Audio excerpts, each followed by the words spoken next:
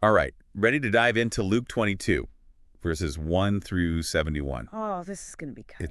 It's a roller coaster ride, that's for sure. Okay. We're talking conspiracy, betrayal, and even denial, all crammed into one chapter. And all happening during Passover, no less? Talk about adding another layer of intensity. Right, like it's not just a random Tuesday, it's Passover, this huge Jewish festival Yeah. celebrating, freedom and deliverance. It's like Luke setting the stage, intentionally, right? So we see this contrast between the celebration of freedom and what's about to happen to Jesus. Exactly. It adds so much weight to the story. Like you said, we're not just dropped into the middle of things. We're given this context, this backdrop of the Passover, which makes everything that happens to Jesus even more, well, tragic. For sure. The Passover commemorates the Israelites' escape from slavery in Egypt. And here we have Jesus about to offer a different kind of freedom, but it comes at a cost. And that cost starts to become clear right away with the plot against Jesus.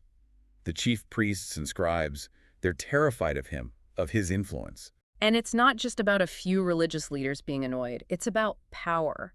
Remember, Jesus' teachings challenged the whole established order, religious and political. Yeah, I mean, imagine if people actually started living out his message of love and forgiveness. Right. Talk about turning the world upside down. Right, it would disrupt everything. The way they did things, their authority, their whole system. So they decide to get rid of him. And that's where Judas comes in. Ah, Judas, the ultimate betrayer. It's a story that's both fascinating and heartbreaking. This trusted friend turning against his leader. Yeah, like it's almost Shakespearean. Right. The betrayal, the intrigue. Luke even mentions Satan entering into Judas. Oh, right. Which raises all sorts of questions about free will and responsibility. Was Judas really in control of his actions, or was he, like, manipulated by some evil force? It's a tough question to answer, really. Yeah. But it definitely makes you think about the forces at play in our own lives, the choices we make, the things that influence us. Absolutely. And then amidst all this tension and darkness, we have Jesus giving very specific instructions to Peter and John. To prepare the Passover meal. Exactly. It's like a secret mission. Follow the man with the pitcher of water. Yeah. It's so clandestine, so cloak and dagger. And I think it just adds to the sense of urgency and danger. And this isn't just any meal, right? This is the Last Supper, a pivotal moment that's been central to Christian tradition for centuries. It's where Jesus institutes the Lord's Supper. And his words are so, so powerful. This is my body, which is given for you.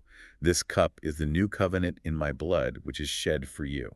Heavy stuff. And think about how this one event, the Last Supper, has been interpreted in so many different ways throughout history. It really gets to the heart of what it means to follow Jesus. Right. And it's all happening against this backdrop of betrayal and impending violence, because even as they're sharing this meal, Jesus drops this bombshell. One of you will betray me. Talk about a mood killer. Yeah. Imagine the tension in that room. The disciples looking at each other, wondering who it could be. It's like a scene straight out of a psychological thriller. Oh, yeah. It's like that game we were talking about before, where you have to figure out who the imposter is, except this is real life, and the stakes are infinitely higher. And then to top it off, they start arguing about who's the greatest. Right. Talk about bad timing. Here they are with Jesus about to face his destiny, and they're bickering about who's the most important. It's almost comical, except it also reveals this very human tendency to get caught up in our own ego, even when we're surrounded by something extraordinary. Yeah, it's like they completely missed the point of, everything Jesus had been teaching them. Yeah. About humility, about serving others. Makes you wonder how often we do the same thing. Right. How often do we let our own pride and ambition get in the way of, what really matters? Definitely something to think about. And then just when you think things can't get any more dramatic, Jesus turns to Peter and tells him that he will deny him 3 times before the rooster crows. Talk about foreshadowing. It's almost heartbreaking to read that passage. Peter's so adamant, so sure of himself, I'll never betray you, Lord, but Jesus knows. He knows what's coming. And I think it serves as a reminder for all of us that even the most devoted, the most well-intentioned, can falter when faced with fear and pressure. And Peter's denial becomes this powerful example of how even our failures, our biggest mess-ups, can be redeemed. Through forgiveness. Yeah. Through grace, which is a good reminder for all of us because, let's be honest, we've all been there. We've all messed up. We've all fallen short. So I've got betrayal brewing, tension at the dinner table, and now this prediction of denial. Luke is really setting us up for a wild ride. He's a master storyteller, that's for sure. And it's only going to get more intense from here. And it's important to remember, this isn't just some abstract theological drama. These were real people with real emotions, making choices that would, change their lives forever. Yeah. It's easy to get caught up in the events and forget that, right? The human element. Right. But you're right. There's this raw vulnerability running through the whole story. Like when Jesus takes his disciples to the Garden of Gethsemane to pray. Gethsemane, the weight of what's about to happen is just palpable. Luke describes Jesus in deep anguish, sweating drops of blood. I mean, he knows what's coming, and he's pleading with God for another way. It's such a stark contrast to the image we often have of Jesus as this calm, collected figure. Here we see him fully human, experiencing doubt, fear, the kind of emotional turmoil we can all relate to, I think. Absolutely. And it makes his ultimate act of sacrifice even more powerful. He chooses to go through with it even though every fiber of his being is resisting. It's an incredible display of love and obedience. And then, just as Jesus finishes praying, Judas shows up with an armed mob ready to arrest him. The ultimate betrayal, made even more heartbreaking by the way Judas identifies Jesus with a kiss, such a powerful symbol of intimacy twisted into an act of violence. It's like the ultimate violation of trust. And then one of the disciples draws a sword, cuts off the ear of the high priest's servant, this moment of impulsive defense. It's a flash of violence that just disrupts the tension. But it also highlights, I think, the disciples' misunderstanding of Jesus' mission. They're still thinking in terms of earthly power, of fighting back. And Jesus, what does he do? He heals the servant's ear right there in the middle of his own arrest. It's like he's saying, this isn't how we fight. This isn't the way. It's a powerful moment of non-violent resistance, a message that's, echoed throughout history, inspiring countless others to choose peace over aggression. And then we see Peter watching from a distance, denying that he even knows Jesus. Not once, not twice, but 3 times, just as Jesus predicted. It's such a human moment, isn't it? Peter, who just moments ago was so confident, so sure of his loyalty, he crumbles under the pressure, the fear, the instinct for self-preservation. Yeah. We've all been there, haven't we?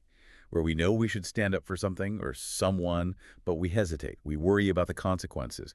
Peter's denial, it's a reminder that even the most faithful among us can falter, can make mistakes. But it's also a story about redemption, about second chances. Exactly. Peter's failure doesn't define him. It's part of his story, yes, but it's not the end of his story. He'll go on to become a leader in the early church, someone who embodies both strength and vulnerability, which I think is something we can all learn from. So we've got the arrest, the betrayal, the denial. Where does the story take us from here? Well, the scene shifts from the garden to the halls of power.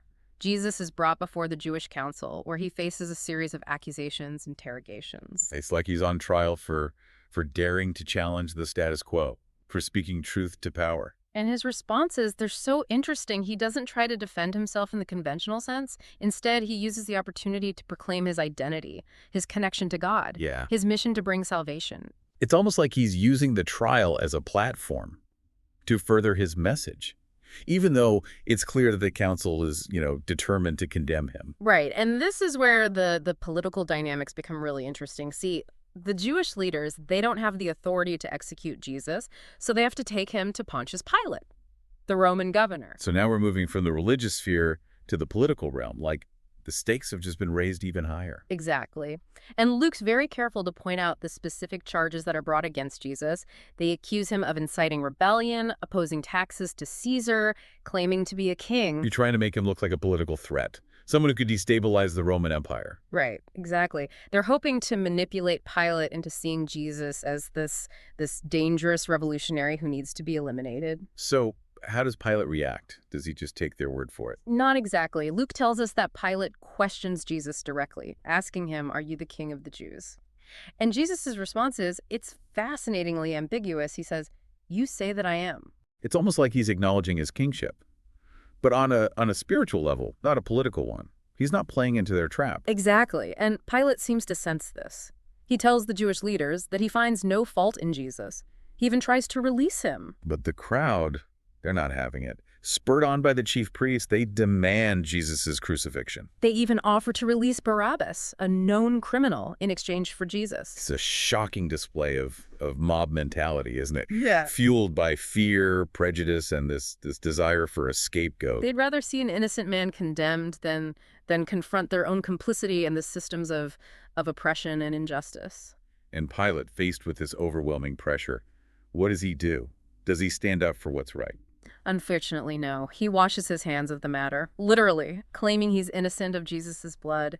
It's a gesture that's both symbolic and cowardly, I think. He chooses political expediency over justice, sacrificing truth to maintain order. It's a bleak picture of how power and politics can work, even today. And it sets in motion the final act of this tragedy. The stage is set for Jesus' crucifixion. It's tough to read those verses without wincing, just imagining the physical pain. And it all happens at Golgotha, the place of the skull. Just the name itself adds to the sense of doom and suffering. Yeah, it's not exactly a place that evokes happy thoughts, Yeah. but it's also a reminder that this execution was, public, a spectacle. Like they wanted everyone to see it. Right. It was a message to anyone who might consider challenging Roman authority. Don't even think about it. This is what happens to rebels. But even while he's being crucified, Jesus prays for his tormentors. Father, forgive them, for they know not what they do. It's just incredible to think that in the midst of such agony, he could still offer compassion, forgiveness. It's like he's transcending the human instinct for revenge, offering a different path, a path of reconciliation, of love. And it's not just a passive statement either. I mean, Luke tells us that Jesus even engages in conversation with the two criminals who are crucified alongside him. Right. One of them mocks him, but the other one, he recognizes Jesus' innocence and asks for mercy. It's this unexpected glimmer of hope in the midst of all this darkness and suffering. Yeah. And even in his final moments, Jesus extends grace. He offers salvation. Truly, I tell you, today you will be with me in paradise. It's a powerful statement that, even in the face of death, faith and repentance can lead to eternal life. It's almost like a foreshadowing of the resurrection. Right. This promise that death isn't the end. Absolutely. And then Luke describes the moment of Jesus' death. Father, into your hands I commit my spirit. And then he breathed his last. It's a quiet ending to such a tumultuous life, but it's followed by some extraordinary events. Like the curtain of the temple being torn in two. What's the significance of that? Well, the curtain separated the Holy of Holies, the most sacred part of the temple, from the rest of the temple. Some people see it as a symbol of God's presence becoming accessible to everyone, not just a select few. So, Jesus' death, it's not just an ending. It's a transition, a shift in the relationship between humanity and the divine. Exactly. And then we have the story of Joseph of Arimathea, a member of the council who opposed Jesus' condemnation. He asks Pilate for Jesus' body and buries it in a tomb. It's an act of courage, compassion, to stand up for what's right, even when it's, unpopular. And Luke makes sure to mention that the women who followed Jesus, they witnessed the burial. They're the ones who will discover the empty tomb. Setting the stage for the resurrection, which is, the cornerstone of the Christian faith. So these women, they go to the tomb, right, to anoint Jesus' body, but instead they find the stone rolled away and these two men in dazzling clothes. And the men, they deliver this earth-shattering message. Why do you seek the living among the dead? He is not here but has risen. Wow. It gives me chills just thinking about it. The moment everything changes, the affirmation that death has been conquered. But it's not an easy message to accept. Luke tells us that some of the disciples, at first, they didn't believe it. They thought it was an idle tale. I mean, I get it. Grief can make it hard to process something so extraordinary, Yeah. so unbelievable. But then Peter, he runs to the tomb. He sees the empty burial cloths, and Luke says he goes home marveling at what had happened. It's like he's starting to understand, but it's still so much to take in. And then the risen Jesus starts appearing to the disciples on the road to Emmaus, sharing a meal with them, showing them the wounds in his hands and feet. He's physically present, not just a ghost or a vision. It's like he's proving that it really happened, that the resurrection wasn't just some made-up story. Right. And he's not just proving his identity, he's preparing his followers for what comes next. He tells them they will be his witnesses, they will spread the good news to the whole world. So Luke ends this incredible chapter, not with a period, but with an exclamation point. The story doesn't end with Jesus' death and resurrection. It's just the beginning. It's a call to action, an invitation to be part of this ongoing story of faith, hope, and love. Well, that was quite a journey. From conspiracy and betrayal to the resurrection and beyond. Luke 22 is packed with drama, emotion, and theological depth. It's a story that continues to resonate with people thousands of years later. And we hope this deep dive has given you a new perspective on this powerful text. Thanks for joining us, and until next time, keep exploring, keep asking questions, and keep the conversation going.